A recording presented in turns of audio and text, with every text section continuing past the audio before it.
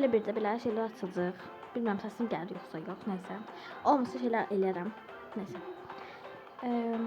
Öncələ belə, yəni protestdə belə şeyler gəldi. Gəlin öncələ belə buradakı yüksəlsiz şey açaq. Buna məndə yoxdur. Məndə kreditdən. Dəqiqə yox, kart bağlıdır. Kartdan çıxacaq.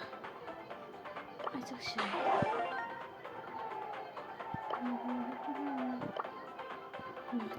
Neyse. İndi isə gəlin birinci xəbərlərə baxaq. Yəni biz uzun bilər video.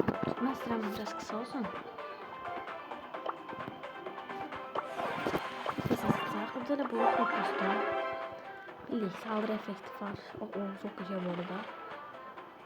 Güzel. Boş denemek istemem. Ne deliyim? Star hediye efsanevi de var. Neyse. Star hediyelerini açsam. Süper. Nasıl baktık? Girmir ama yapacağım. Ne bileyim.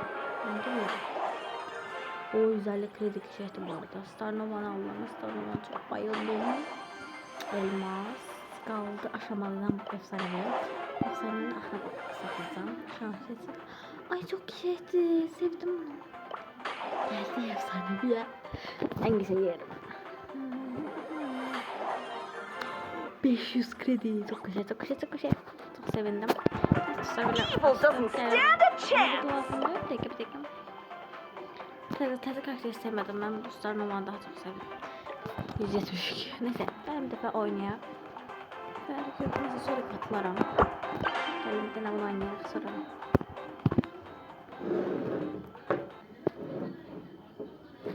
İnşallah sosyal bir şeydir. Neyse.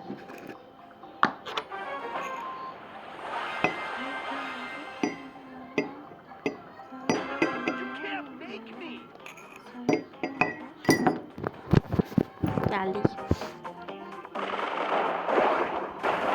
Get away from me!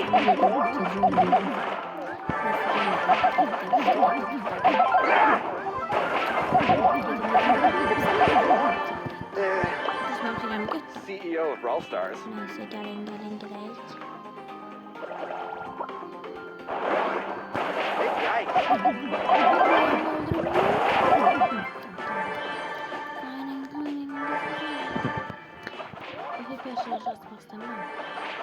Bu arada belki de bottular.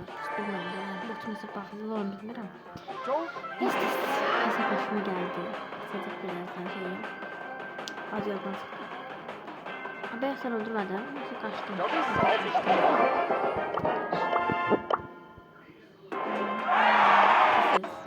Siz.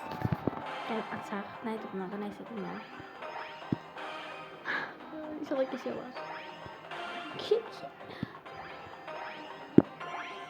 Oh my god, bir tane verdim. Kaçımızı bir iki tane verirdim. Sevmedim bunu. Neyse sonra videomuzu gidersek olur.